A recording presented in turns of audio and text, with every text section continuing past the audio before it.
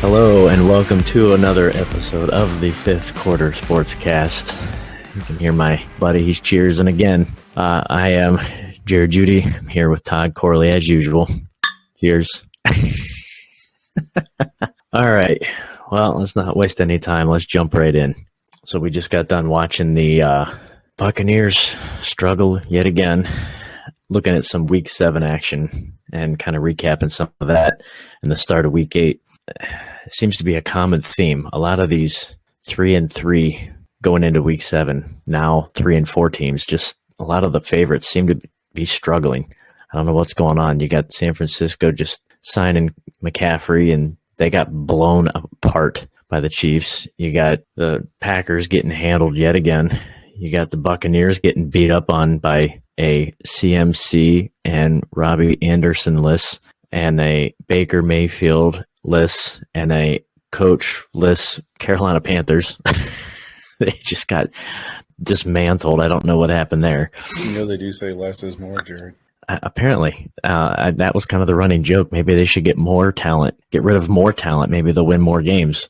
Because that seems to be the running theme with them. I don't know. It just seems like it's a complete meltdown with a lot of these preseason Super Bowl playoff favorites. And a lot of they're talking, obviously that's the theme, the older vets, like, are they washed up? Do they not have it? You know, Brady looks like trash. Rodgers looks like trash. Both of those teams almost seem identical right now. They're both, dealing with injuries. They both are struggling. I don't know what's going on with either one of them, but they definitely don't look like typical form. I don't know. It's just hard to watch them. It's hard to watch. I love watching them lose. I'm sure you do. I'm sure. Well, and who do you think people enjoy more? Watching the Patriots struggle without Brady, or watching Brady struggle, or watching the Patriots struggle without Brady and Brady struggle? Like, I think it's almost kind of a dealer's choice at this point. It's a perfect storm. This is the greatest NFL season in history. Yeah. I mean, there's a lot of storylines to go around, apparently. If you really hate a lot of the old guard, this is the season. New York Giants, Jared. You did it. You did it, Jared. You swayed me. You swayed me last week. I'm all in on the Giants. Super Bowl champs. Woo! All right. Well, since we're going that route, that's a good segue. Let's talk about that. What they almost coughed up one. That Jacksonville, was it Christian Kirk down to the 1? Did you see that? He's underrated. He pushed it all the way down to the 1 yard line, was fighting and just couldn't punch it in, and they came up just a yard short, and the Giants now moved to 6-1. Man, I don't know. I don't know what to think. I don't really think they have that much talent on the offensive side of the ball outside of Barkley. I think it's a lot of their defense, but they seem to be still getting it done. But then along with that being said, look at Jacksonville. I mean, I didn't think Jacksonville would be that good either. Danny Dimes ran for 100 yards. It's true. He's a stud. I know a lot of the fantasy podcasts you listen to, they say if he's not picked up on a roster, you need to go get him now, because he is not only lighting it up on the field as far as his legs, but he's completing passes. I don't know who he's completing them to other than Barkley, but he's lighting it up. I don't know. I never saw it coming. Outside of Barkley, I didn't think anybody was worth anything on that team, but apparently I was wrong. Wan'Dale Robinson. Well, yeah, he seems like he's going to have a nice target share now with some free space. Not that they need him, because I don't know if they ever punt, but they've got the Scottish Hammer. It is true. It's true. Well, you also hope that You did it, Jared. You're also. You wore me down. I'm proposing. Jared, will you marry me? Aside from the Scottish Hammer, I don't think if you're a successful team that you kind of hope your punter never sees the field. If the punter never sees the field, you're typically having a good game or a good season either way. That's right. But it is good to have some artillery in that if you need it.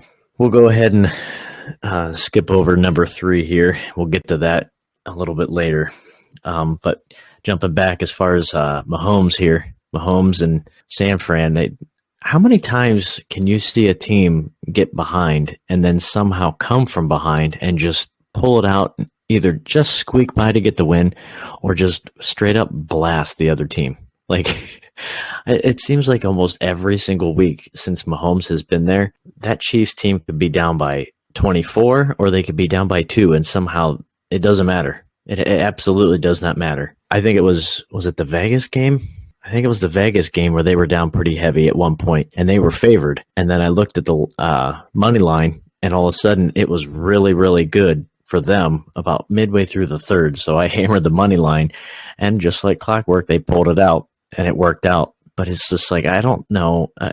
Eventually that stuff's got to catch up with you, right? Like that, you can't do the playoffs. That's when it's going to catch up with them.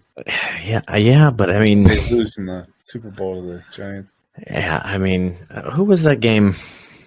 I don't even. It might have been the Chiefs. I don't even remember. It was the playoffs, I believe. It was later in the season, a couple of years ago. I want to say it was the Texans and somebody, where they had a huge lead. It was like a 20-something point lead, and they blew it and lost by like 2.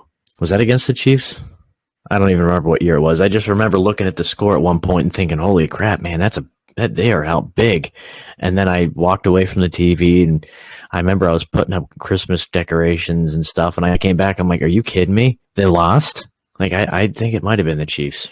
Doesn't matter. The point is, how many more times are we going to see this team get buried and then all of a sudden find a way to just keep coming back? Like, is that, if you have a team like that, is that more on the determination and the chemistry of the team that pulls out the upset, or is that more of a negative towards the collapse of the team that ends up losing? I don't know. I don't know if it's an intimidation factor or what, but the Chiefs are. They don't even seem like they have that much firepower other than Mahomes. Clyde Edwards-Helaire, I don't know. I don't know. It almost seems like these other touchdown isn't really awe-inspiring. It almost seems like all these teams you see have scripted plays. And then when you see like highlights and stuff and you hear the players mic'd up, it's almost like they just draw it up in the sand like at recess with the Chiefs. Like they're just running around looking for open guys, hitting open routes, and they're just open. They're just open all the time. These guys are open all the time. It's just mind-boggling sometimes. It's like there's no way to cover them. I mean, I guess it makes sense if you can't scheme against them because they're running those playground plays. There you go. What are you going to do? It's true. It works. Plus, the sidearm. Oh my God! You can't beat it. Well, that his no look thing is one thing. His sidearm is one thing, but that's probably one of the nastiest. I don't even know how you defend it, but that's one of the nastiest touchdown throws I think I've seen. Was that one against, coincidentally, Tampa Bay a couple of weeks ago, where he's just running, and almost right to the line of scrimmage, and then just turns and then flips it back the other way to Helaire in the end zone. Like, even when you think you got him covered and you think you got him, no, you're not going to get away with this. Like, you're done. I got you bottled up. Somehow he still finds a way. Like, that was crazy. Yeah, I don't know. They're unreal, and I think, like we said this a couple episodes ago, I think they're on a collision path to come up against Buffalo yet again. I just think I don't, and we've been hearing all the media pundits pounding this drum for the whole season. The AFC is just loaded with talent across the board. Whether it's the Chiefs, whether it's the Bills, the Ravens, hit or miss, but the Bengals, they're coming on, and then you have the NFC, and I think this is the most. Did you say the Broncos? Did you mention the Broncos? Yeah, they kind of slipped my mind. I'll never forget. Don't you sleep on Russell Wilson, you son of a bitch. God, I would rather sleep on Russell Wilson. No. Yeah, we'll get the. Hey, we'll calisthenics on an airplane, strengthening your calves and your. Hey, we'll touch on that in a little bit, but I don't know that I remember ever seeing the two conferences this lopsided in a long time. Like, usually there's at least 3 or 4 maybe teams from both sides that are very, very dominant. It's like you have the Chiefs, the Bills, the Ravens maybe, And then on the NFC, you have actually over. yeah. I was thinking I was leaving somebody out. The Jets, yeah, they have a pretty good defense. I don't know how they're going to be without Breece Hall now, but we'll touch on that in a little bit. But and then the NFC, you have the Eagles and the other 15. Oh, for God's sake! The Eagles, you're a fickle bastard, aren't you? Same division. Everybody except the Red Commandees, the Cowboys, the football Giants. Jerry, come on. Okay, let me put it this way, though. Let me put it this way. Who do you see out of the NFC? Since we're already talking about the AFC, the Chiefs, how they're always behind and they always come back, and the Bills the Bills are just unbelievable with defense. Who do you see being able to hang point for point with the Chiefs or the Bills, aside from the Eagles, potentially the Vikings, and I'll even say just because of the defense, maybe the Giants. I was going to say, but I don't even. Tony. Yeah, but I don't even think that they're going to be able to point for point with them. There's nobody else. There's nobody else in the NFC. Like nobody from the NFC South is going to do it. Well, no, the NFC South is straight trash. Except for the Buccaneers, because I got to stand by my Week 1 predictions. How's that looking? Week 2, but Episode 1 predictions. How's that looking now? Hard to say. The season's young. They just lost tonight. So then what? So then what does that say? For as much as we've been pounding the drum, about the Chiefs and how unbelievable they are, just a complete team. Unless they get owned by the Bills, which they did. True. Does that say that they are just so much better than San Francisco, or that San Francisco just had an off week? Because they usually have one of the best defenses in the conference, and they just got dismantled. Like it's got to be a notch towards the Chiefs, in my opinion. They're just that damn good. We'll touch here on a couple topics I know you're very, very passionate about. So what's I don't want to say there's a quarterback controversy, because obviously he knows what he wants. He's been doing this long enough. But I don't know what's going on in New England, and I don't know that anybody does. You had Mac Jones come out, look awesome for a couple weeks. He got banged up. All of a sudden, Zappy shows up and just lights the world on fire, and then he came out, and then last week against the Bears, I don't know if he just wasn't fully healthy, if that was the plan, whatever. Mac Jones came out, he looked like trash. He looked horrible. Zappy came in, lit the world on fire. The crowd was chanting Zappy, whatever, and then all of a sudden Zappy couldn't do anything, and then Mac came back in, he couldn't do anything. Like, are these guys both inept? Do they still have the growing pains? Is it not the right scheme? Do they not have the right talent? Do they even know who's the guy? Like, are they on the same talent level at this point? I don't even know. Like, the fans obviously seem to be in love with whoever's winning games. And at the time, it was Zappy. But obviously, Bill knows what he wants to do, and he knows who's best in that system. But the press conference, I'll tell you that. Well, he says a lot, that's for sure. But I don't know. I don't know. Even before Brady, when Bledsoe was there, like, there was a guy, you stuck with the guy. Like, it almost seems like they don't know for sure who the guy is at this point. Because Mac has great games, and then he looks very bad. And then, Zappy looked pretty good for a couple stretch games there, and then he looked like trash. He looked like a backup. I don't know. A lot of number 4 jerseys in the stands, I'll tell you that. It's true. Yeah. Luckily, I don't have to worry about that, not being a Patriots fan. I'm perfectly fine watching them struggle. Anytime Bill Belichick has to struggle his way through a game, I'm okay with it. I love it when they're in the bottom of their division. Yeah, I don't know the last time I've seen them in the bottom of that division, but the fact that they are by far hand and fist over every other team, like, it's not even close. It's not even. Yeah. Yeah, there you go. Cheers. It's literally not even close. Like, the Dolphins, far superior talent on both sides of the ball. The Jets, far superior defense. But then, Buffalo seems like the polar opposite of New England right now. Like, they couldn't be more opposite. But I don't know. I don't know what to think of New England right now.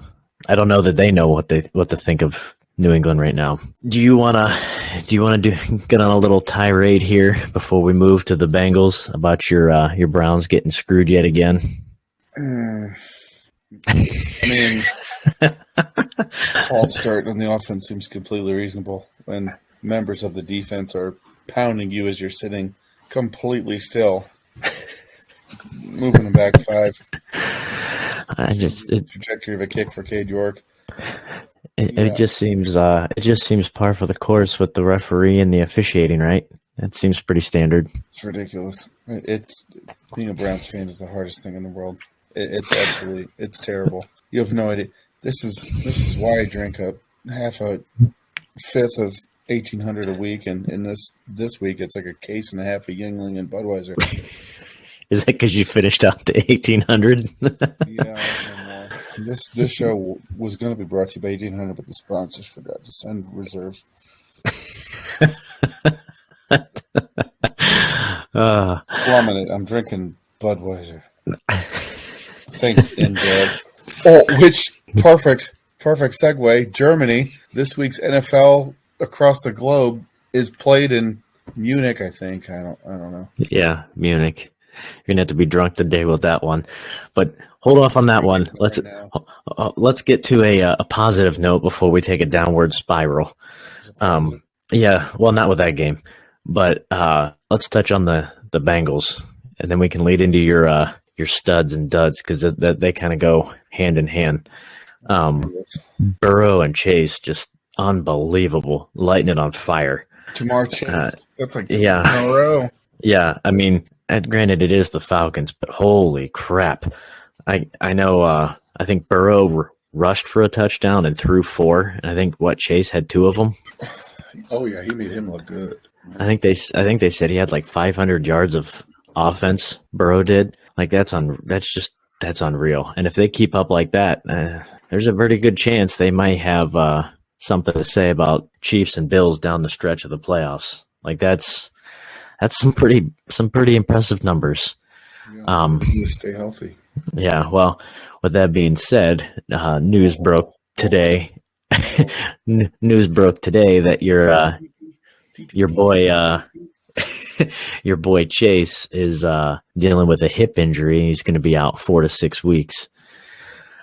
I didn't see the play. I didn't see what happened, but that's a huge blow to that franchise. That's gonna be a big hill to overcome. What I don't understand is, from when I looked at it, it looked like it was just before halftime this past week. It was just before halftime where he came up gimpy. And I don't understand because I'm pretty damn certain he played the rest of the game. So I don't know if they gave him a cortisone shot at the half. All I know is, Commissioner's Cup, Papa Bear, dynasty owner, fantasy, keeper option. I'm not happy. Well, it's a good thing you traded for Thielen last week or 2 weeks ago, so at least you have an option, unlike me, who had to play Bateman tonight because of default. I'm pretty sure I'd be willing to make a board bet that Thielen's going to get you at least 1 more point than Bateman, at least. I'm confident in that. This is science. You mark this down, Jared. Mark this down right now. I will bet you that Jamar Chase scores no fewer points this week than Rashad Bateman. I'd be willing to bet he scores more. It ain't gonna be less. It might. We might be able to make a wager on the exact same number. I might be willing to bet that he's going to have the same number combined as Jamar Chase over that next 4 to 6 weeks as what he did tonight. That's a bunch of bagels. Not happy about that one. It gives Tyler Boyd a bump. It gives T. Higgins a bump. I was going to say that's got to be. What do you think that does for Mixon? Do you think he gets some more work in the passing? Because he doesn't really do a whole lot of passing as it is. Now, granted, I know that would also make you happy, but he doesn't do a lot of out of the backfield, does he? That guy touches the ball more than anybody else. His average for touches is like rock bottom basement. But the fact is, the Bengals offense runs through Joe Mixon. That guy gets more touches a game than any back in the NFL. But he doesn't get a lot in the passing game, though, does he? Not really. So that should increase his usage for that too a little bit, I would think, even if it's short little bubble screens or whatever, because you're going to eventually have to run out of options. Because now with Chase off the field, that's a big threat that they don't have to worry about. So that's obviously going to put more pressure on the other three. I would take it. I would take anything I can to make up for that loss. Yeah, that's going to be a big hole. Speaking of big losses, we were talking about that a little earlier as far as the Jets being a pretty good team this year. That's a big blow to them as well. Breece Hall probably easily could have very well been potential rookie of the year and blew out his ACL, so his season's done. And I'm not happy about that one. So that's yeah. Yep, there you go. Cheers. Yeah, I had my two potential keepers for next year. One got shot before the draft, our draft, and then the other one just tore his ACL. So it's a bang up roster right now. But company, come on in, Corley. Easy. There's no way that Michael Carter's going to fill that role. Like, they got to do something. And garbage. Do you know what would be really delightful? I don't know. You got a potentially playoff bound winning record New York Jets team. Say, I don't know. Why don't you trade for Kareem Hunt? No, I'd rather have James Robinson, which they turned out and they actually went and picked up. Oh my God! Another we have another breaking news here on the 5th Sportscast. Yeah, why would you not trade for somebody with talent? And you'd go and trade for another guy who's coming off of an injury. You trade for James Robinson. I do like James Robinson. I really do like him. He's actually really good. But I was surprised when the Jaguars drafted Travis Etienne because I really like James Robinson. Well, the thing is, he plays a totally different style than what Breece Hall did. Breece Hall was a power runner. Like, he would run over people, and James Robinson is more speed. He wasn't more of a power, and he was more of a pass-catching guy, whereas Etienne was more of the speed, so that obviously gives him a huge bump in that offense now, as if he didn't have enough to begin with. But I'm still kind of shocked with all the options they had out there that they picked up James Robinson. I mean, they had to do something, obviously, because they're not going to go with Carter. But I don't know. I was just kind of surprised by that one. But yeah, that's kind of where they sit now. Their season took a huge blow with Breece Hall out for the year, and that sucks for him. Hopefully he's back at the start of next season, but we'll see. That's optimistic. I've seen other ACL injuries not go the predicted 8 to 9 months. David Bakhtiari, we're going on 2 years now, who still can't play a full game. So there's a lot of potential where you could be back, but there also is some setbacks that hopefully he doesn't see that. Unless you're Adrian Peterson, it's usually doesn't bode well. But it doesn't because the Jets have Zach Wilson. It's true. You could put Trent Richardson back there at running back, and they'd win probably 20 games. Yeah, that is sure. Let's look at another one of my fantastic dumpsters. I also had Javonte Williams, who a couple of weeks ago also tore his ACL. So I picked up Mike Boone, who also is now out. But that Denver team is a dumpster. I feel bad for Cortland Sutton. You and me both, brother. He's just at a dumpster right now. But hey, at least he's got a $255 million quarterback that runs up and down and does, his push-ups and burpees in the aisle for 4 hours. Like, come on. I seriously, like, I just don't get it. Like, I'm not going to say I hate Russell Wilson or that I liked Russell Wilson. I was just indifferent. He was always annoying to me, but he played out in Seattle, so I never had to deal with him unless it got the playoffs. But everything he says, he's like one of those people where they're over the top nice, and it's like, you might have some skeletons in your closet. What are you hiding? Like, you're too positive. Dude, Subway canceled the Danger Witch. I don't know. I can't imagine why. Why? Be a good sign. He's always hanging out with Roger Goodell, a little suspect. Never hang out with your boss. Things are weird, man. He's just odd. He's very odd. He's coming out the tunnel doing practice, giving faux high fives to pseudo fans that don't exist. last year when he had his That's what I'm saying. last year in Seattle when he had that thumb or finger or whatever issue, he was mental reps. Yes, that's part of the game. This guy was not even on. He wasn't even on the active roster at the time. He's out there with pads and everything in the end zone doing mock-up huddles. He's doing, quieting the crowd down so he can take a snap or run through it. Hey, mental reps, I'm all about it. You got to make sure your mind is sharp. That's 90% of the game. But then going through make-believe, that's another thing. Come on, dude. It's so weird.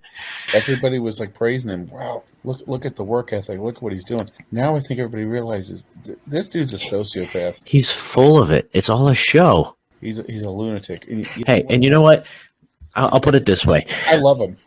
The more he does this crazy shit, the more I like him. I'll put it this way. I've listened, obviously I listen to ESPN, various other shows, and it's coming out, and this doesn't even need to be said. It's understood. If you're Jalen Hurts and you're doing this, no one's saying a word. You know why? Because you're undefeated. If you're Tom Brady, this year excluded, and you got 6 rings, and you got how many Super Bowl appearances, no one's saying a word. If you're freaking Danger Russ, and you're 2-5, and you're getting $245 million, and you look like trash the way you do on the field, you got to be open up to skepticism here, because if you're doing this crap and you're losing, people are going to pile on. Like, come on, dude, seriously. If you're winning, what's that saying, that winning heals all wounds? Like, if you're winning, that's one thing. Do whatever the heck you want. You're odd, you're weird, you're a very odd fellow. But you know what? Hey, you do you. But if you're not winning, all right, dude, now you're just weird. You got to win. The first red flag, I think, was training camp when he rolled out of his custom Jeep, whatever the hell it was. In his own jersey. I've never seen anybody wear their own jersey not on the game field or the practice field. For perspective, so I knew people that went to Akron, right? Back when Charlie Fry was a Heisman Trophy candidate, right? Like, I knew people. You see what I'm saying there? So I got what you're throwing. So homeboy was rocking around campus wearing his Fry for Heisman shirt all the time. His own Fry for Heisman shirt. Okay? That didn't turn out too well for the pride of Willard, Ohio. There's a thing, man. Like, for perspective, how many times have you seen Joe Burrow or fucking Tom Brady or Peyton Manning or goddamn really any other human being that's Drew Brees? As much as I hate to say it, Tom Brady, Aaron Rodgers, never won their own shit. None. Troy Aikman, like, none of them. No. If you're not at a public appearance doing autograph signings or something, or you're not at a speech doing a speaking appearance, or you're not practice or a game, you're not wearing your own jersey. No, God. Dude, I went to meet Derek Anderson one time when he was hot shit for the Browns. He wasn't wearing a number 3 jersey. He wasn't out there. No, bro. He's just weird. He's very, very odd. God, if I could go back and make sure I didn't draft him in any of fantasy leagues this year at the beginning of the year. I won't touch him. I'm stupid. I didn't even like him, and I honestly didn't even like him when he was in Seattle. But okay, let's back up a little bit. Obviously, he started at NC State, I think, and then he transferred to Wisconsin. You're correct. I don't remember him being this odd when he was at NC State, and I don't remember him being this weird when he was at Wisconsin. So what changed? The thing is, and I understand the NC State thing because they're so good at baseball. Yeah. And he was a 2-sport phenom, drafted multiple times. He was drafted by the MLB multiple times. Yeah. But I think maybe we should go back and look at that because bro actually showed up to the Texas Rangers training camp the one year. Like he's obviously an athlete. Well, wasn't it him that went to the Yankees training camp and stuff too? Or is that somebody else? He may have gotten drafted by them too, but I know he went to the Rangers camp. Yeah, I remember that one, but for some reason I had something stuck in my head about the Yankees at one point. I don't know. It doesn't matter. Drafted multiple times. Yeah. Again, he is a hell of you you can only fake so much, right? Yeah. Like you're definitely an athlete, but there's some sort of sociological fucking component where, dude, he's a lunatic, man. Something's off. Something's off. And well, and the funny thing is, bring it back, did, boy. I want did to you try it one time. did you catch? I think it might have been the Thursday night game. That god awful. What was it? The Broncos and Colts or something a couple weeks ago, and they were talking to Richard Sherman, and he like just let the cat out of the bag on how weird he was when he was in Seattle. He's like, yeah, I could never get a hold of him. I had to call his team to get a hold of him. I couldn't get a hold of him directly. Like, that's your own teammate. We went to war together, man. If I can't get a hold of you. Like, that's your own team. I could see if it was like a promotional thing or like a company trying to get a hold of you. Oh yeah, go, talk to my agents or my representation. Dude, this is your own teammate. He's not asking for an autograph. He just wants to talk and be like, hey dude, what's going on? Like, him and Marshawn Lynch play together and they couldn't even get a hold of him. Like, that's weird. That is very odd. And it's one thing if it's like somebody like an older player, like let's say a Tom Brady trying to reconnect with a rookie who just got drafted, and Tom Brady's like 20 years older than the guy. I could kind of see him kind of putting some walls up, but you're the same age as these guys. You started the team at the same time. Like, it's just weird. He's just weird. He's a politician. 100%. 100%. There's something about him. I can want to like him. But that video, did you see the video? Trust him now. No, did you see the video? I'm sure you did. Of them about the jumping jacks and all that stuff. On the way to London? Yeah. Or was this something else? I heard him talking about working out on the way to London and yeah, that video. He's like smiling and laughing. It's almost like he keeps looking at like his agents or his team and was like, "Hey, is that what we said we wanted to say?" Like, it's almost like it's scripted. He's an alien. He's just weird. He's just weird. You're right. I should buy a Broncos jersey number 3. I should get one.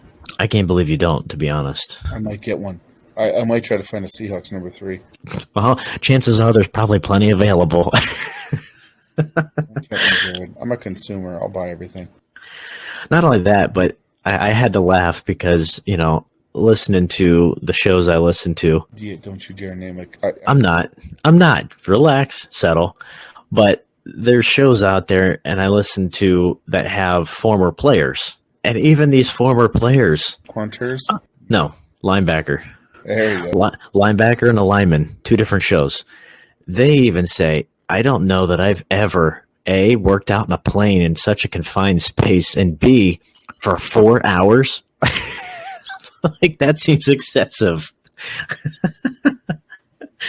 It's just weird, but whatever. He plays like shit, and then he does that sort of thing. And then I'm like, all I can think of is like the movie Over the Top with Sylvester Stallone and just like doing the stupid bullshit pulley system arm wrestling while he's driving truck, about ready to smash Bull Harley. And I'm just like, man, goddamn, maybe Russell Wilson is Lincoln Hawk. Maybe I should get behind him. Maybe he's just sandbagging right now, and then they're going to come through, and he's going to just bend Patrick Mahomes over and be like, listen, who's your daddy? And then I'm like, oh my God, I'm back. I'm back on the Russell Wilson bandwagon. It's just amazing how fast that whole thing in Denver's blown up. Like, at the beginning of the year, they were, they're going to be great. Them and the Raiders, they're going to have so much talent. Oh, man, it's going to be great. Well, the whole AFC West. I think yes. That's not our first. Yes, the Chiefs and the Raiders, and the Chargers, and Justin Herbert. Yeah, basically the Chiefs have been the Chiefs. The Chargers have been the Chargers. They win some, lose some games they have no business losing. The Raiders, they remind me of like the Western version of the Browns. They're so close and they blow it. And then you got the Broncos. Like, what in God's name is going on? Hackett can't manage a game. Hackett can't call games. He's delay of games left and right. Russ is doing whatever the hell he's doing. And we're like, what the heck? You got injuries piling up. I feel like everybody there is just way in over their head, and they don't know which way is out. Like, I don't know. It's a complete dumpster. It's crazy. I'm just thankful I'm not a Denver fan because, man, I'd be pissed. What do you think? What do you think Elway thinks right now? Elway's probably thinking like, "Get that goddamn Russ out of here. Get him out of the building."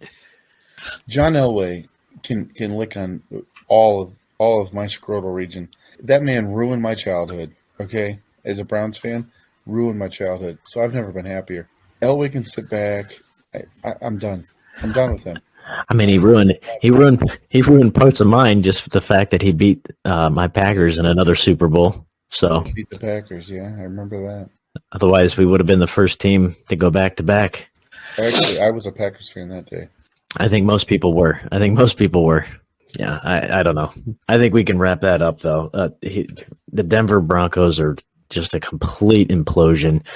Russ is a complete anomaly. He's just an odd character. There's nothing more you can say about it. And I can't expect anything more to change the rest of the season. I don't know.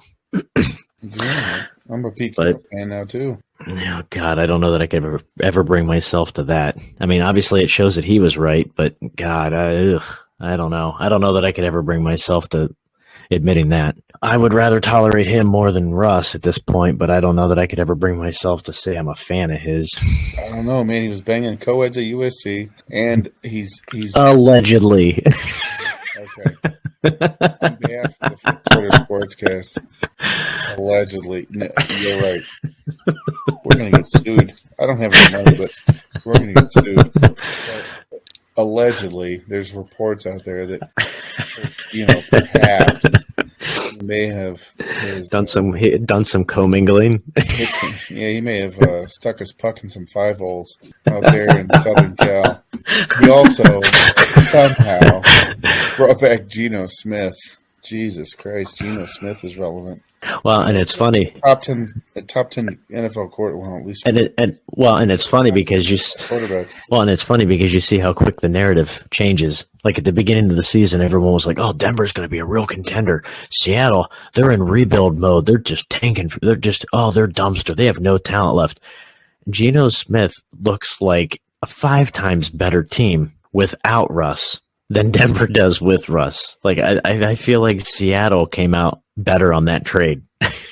Fleeced. They got complete. And what I don't understand is he's never played a down in Denver, and they gave him that massive extension. Like, you haven't even proved anything. You have no ties to them. Why would they pony up all that money before you even thrown a ball? Like, that's just mind blowing to me. He fleeced them, that's for sure.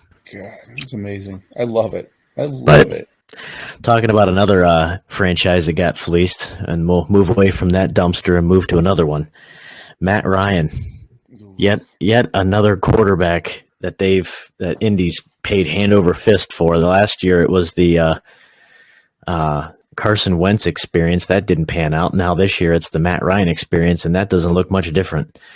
And now he's benched regardless if he had a shoulder injury or not. He's done for the year. So they're paying him, what is it, like $24 million or something to sit the bench for Sam Ehlinger now to be QB1.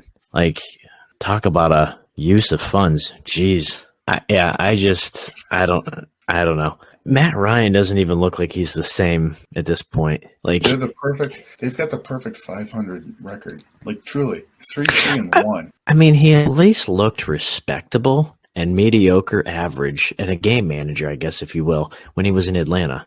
But he looks like a freaking rookie now in Indy. Like, I don't know. I don't even know what to think of them. It's the Benjamin Button syndrome. See, yeah, it's true.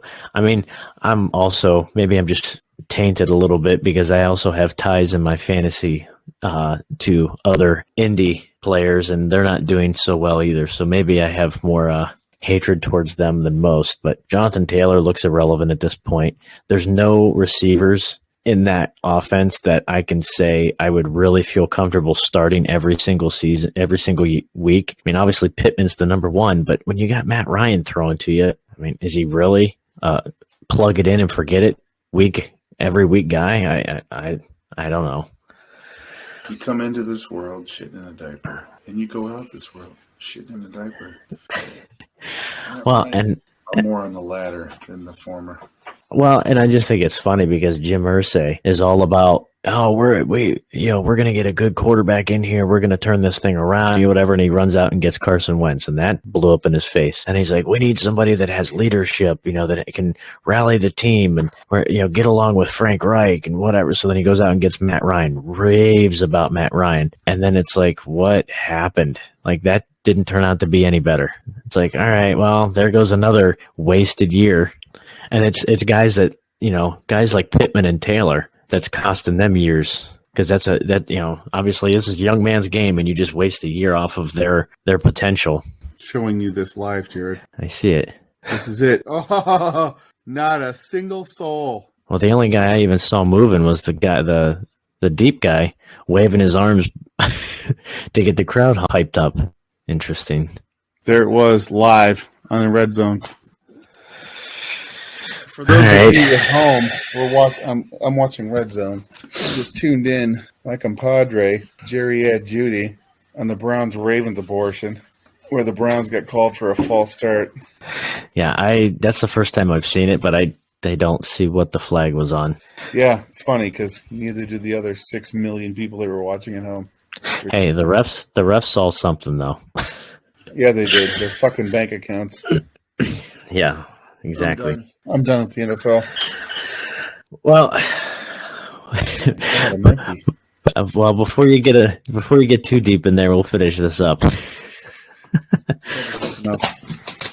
Talking about the heavy hitters from the NFC, some more breaking news. The Bears continue to unload all of their players, kind of similar to Carolina, and they sent Robert Quinn to Philly. So Philly just gets richer, and Chicago gets worse. Like that's even more firepower to that already loaded defense. Like, that's impressive.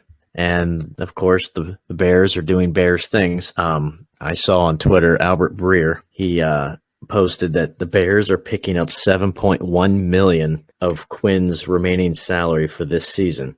That means that the Eagles only have to pay him $700,000, which is the league vet min minimum for the rest of the year. So the Eagles are getting a phenomenal defensive pass rusher for league minimum. The 14th pick in the 2011 NFL draft. I just don't. I did. Rams select from the defensive end from University of North Carolina, Robert Quinn. It just blows me away that they get something like that, and the Bears are like, we'll pick up the tab. Don't you worry. We'll send you our tab. Like, didn't they do the same stupid thing with Khalil Mack? I'm pretty sure. Yeah. They did. Mack. Yep. That's 2 years in a row now. You've sent one of your staple defensive guys, and then you have Roquan Smith sitting there saying, well, what the hell? I don't want to be here either. Literally in tears. Yeah. Well, why is he going? I have to stay. He didn't even show up to off-season stuff this year. You know damn well he's not showing up next year. There's no motivation. What's the point? I don't think any of them should. Well, yeah, that's a different story. I don't even know what to think of that. I mean, it's the Bears doing Bears things as usual. But yet we'll finish this up here with one of the last trades of the last few days. Actually, I think this one was it today or yesterday? People yesterday. The Kadarius Toney to the Giants. Yeah. Or from the Giants going to the Chiefs. Yeah. The Chiefs get Kadarius Toney, and they send a conditional 3rd and 6th back to the Giants. So I was listening to a radio show, and they said, do you think all of a sudden his injuries are going to get cleared up now that he's on a very high-powered team now? Like, all of a sudden he's healthy again? Or is this just something that's lingering, and, Kansas City's taking a gamble on him? Because, it's not like they really need another weapon. I'm kind of shocked that they picked him up.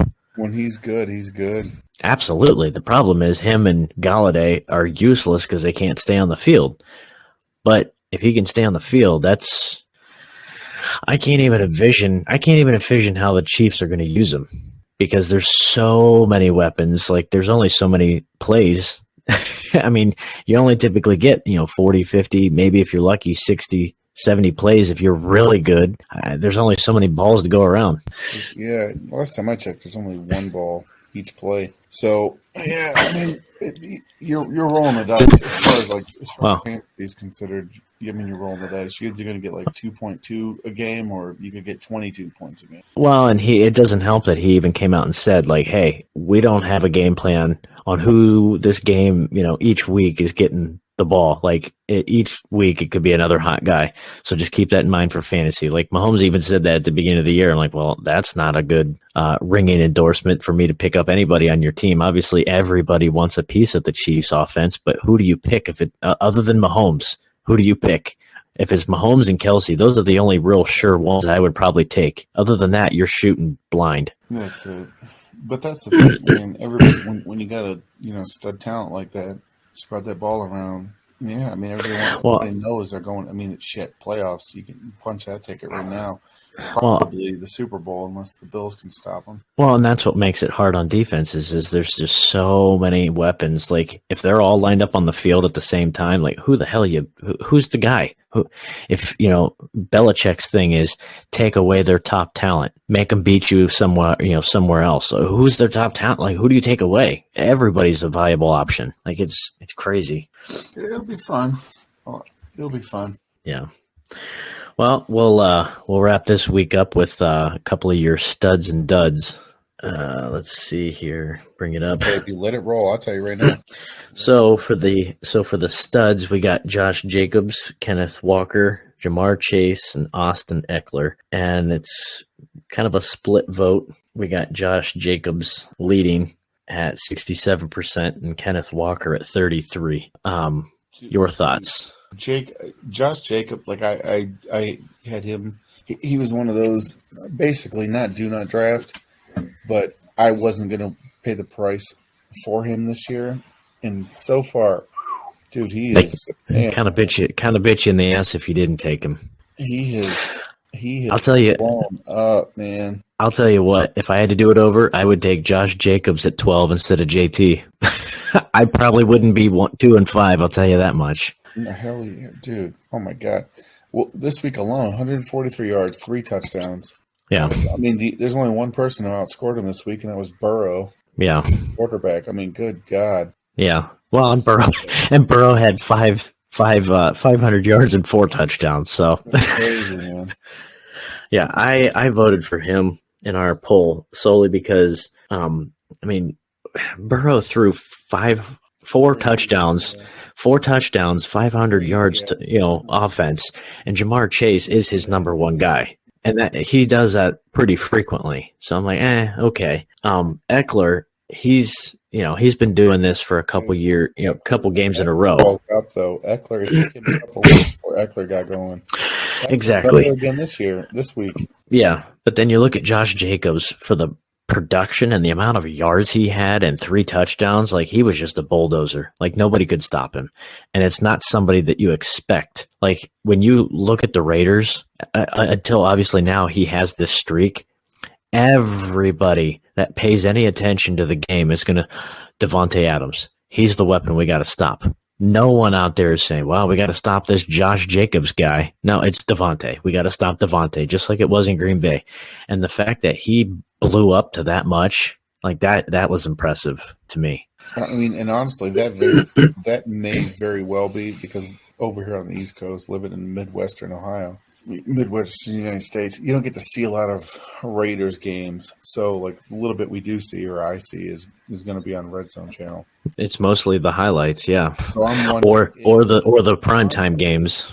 Well, that's the thing, though. If you think about it, if defenses are playing off the line of scrimmage, scared of the Devontae David Carr connection, yeah, that is what's opening up the whole Josh Jacobs. It's possible.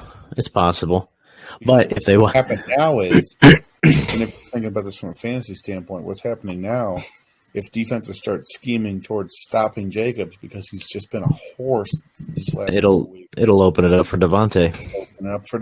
So then hopefully, maybe even Waller. Waller might even get some action. He's been down this year. The most important ability for football players is availability. Yeah, Waller has been out. You get him back. Boom. Maybe all of a sudden, listen, don't just because Subway got rid of the Dange Witch or whatever the fuck that thing is, don't write off the Broncos either. Maybe the AFC West, maybe we're looking at this the wrong way. Well, hey, maybe they're just putting more focus on Josh Jacobs now because they saw Devontae Adams and Hunter Renfrow run their routes. And they realize, well, they're just going to run into each other and take each other out, so we should focus more on the running back. Those crazy bastards out there hitting each other. Stay away from them. Well, it's 9-11 now. You got these two, they're just slap boxing each other down the field. God, I don't know what the hell to do. Yeah, I don't know, man. From my standpoint, and I own a couple shares of Derek Carr in fantasy. Yeah, I don't know, man. Maybe the Raiders, don't count the Raiders out. I thought they were going to be a lot better than what they are. Like, I thought they were going to have a much better record. Not to say that they're still not going to be in the mix down the road. But I thought you had Josh Jacobs, you had Darren Waller, you had Renfrow, you had Crosby on the defense, Derek Carr, you had Devontae. Like, you had so many weapons. And then, I mean, you had, what's his name, Carlson or whatever, the field goal kicker. Like, he's pretty freaking good. Like, that team could be something. That could be a threat. And then just to see their record, I'm like, what happened? But they've lost so many close games. I mean, if they turn those games around where they lose by like less than 3 points, they easily could be, right up there with the Chiefs. But they've lost a lot of games they shouldn't have lost. Still a lot of football left to be played. Yeah. Hopefully they get healthy, and I'd like to see them actually pan out because it's been a long time since the Raiders have been good. Long time. They were. I mean, hey man, when I was growing up, I was a Bo Jackson, Howie Long. Like Howie Long was my number one favorite player. Bo Jackson back, and I remember back when they were going back between Los Angeles and Oakland. In their fan base, God love them. If there's any fan base that's close or even more rabid than Cleveland, it's the Raiders fans. So you know what? Good for them. I hope they turn it around. Well, and the thing is, too, somebody has to step up and try to compete with Kansas City, because right now Kansas City just runs through that division, just like the Patriots did in the 2000s. There's nobody that's competing with them. They steamroll through the Chargers. They steamroll through the Broncos. Like, somebody needs to step up, and I think the Raiders are probably the best option to stand up and try to compete with them. And granted, if the Chargers play their game and stop going for it on 4th and down every single play, maybe they could compete, but I mean, they're very inconsistent. So this week coming up, they got the Saints, Jaguars, Colts. Jesus Christ, the Colts are a fucking easy slam dunk win. Broncos. We've already talked about how shitty they. Well, we saw what Andy Dalton did. So I mean, that's a very winnable game with Max Crosby in that defense. I mean, so and then keep going. So then they got Seahawks, Chargers, Rams. Rams are garbage. Patriots, basement of their division. They're trash. The Steelers are garbage. Niners. They got the Chiefs one more time. They got the. Yeah. I mean, they could easily win 80% of their games the remaining of the season. If you look at it, the Raiders' schedule the rest of the season, oh, man. Honestly, I'm telling you right now, looking ahead, I would love to see that. Because what I don't want to see is the Bills run right through that division, run through the playoffs, and have an easy road and not basically have any competition. Kansas City run right through there and have no competition. And then basically it's a steamroll for those two. Like, give some sort of competition. I want somebody to step up and give them a good game. Like, I don't want to see a playoff game that's just a rout. Like, those are boring as hell. Like, I want to see a good game. No, I like the Raiders. I like the odds on the Raiders down the stretch. You are. I was hoping, even for if my own personal reasons, I just wanted to see Devontae do good coming from Green Bay. It just hasn't panned out yet, but I mean, hopefully it happens because I'd love to see, them go deep. Well, we can wrap this up with a couple fantasy duds here.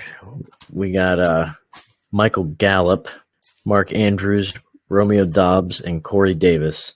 My reasoning for this, I instantly took off Romeo Doubs and Corey Davis because Both They go got sick. exactly, and they're both on garbage defenses or garbage offenses as far as that game, at least. Michael Gallup, I don't know. I kind of was torn on that one, but then I ended up ultimately going with Mark Andrews because, like we discussed like we discussed last week with Kelsey, Andrews is the guy. He's the goal line guy. He's the target. Everybody knows it, and for him to come up that low, way below expectations, like that's dud territory. In my opinion. I'm not disappointment, man. You're expecting at least average 5.25 inch, and you whip it out, and boom, you're looking at fucking like 2 1/3. You're not getting anybody wet with that. You know what I mean? Like you're not going to hit that G spot. No, it ain't happening. Mark Andrews had a shit game. I'm just saying. Yeah, not going to get it done. All right, well, that'll wrap up another episode of the Fifth Quarter Sportscast. Download, subscribe, rate, review, do all that good stuff. If you want to tell us about, drop us a few hints of knowledge. You can catch us on Twitter, Facebook, YouTube, pretty much anywhere. Fifth Q Sportscast, 5THQ Sportscast. Until then, catch us next week. We'll break down some Week 8 NFL action. And go watch some football, have some fun, and we'll catch you next week. Check your kids' candy. Fentanyl. It's the killer.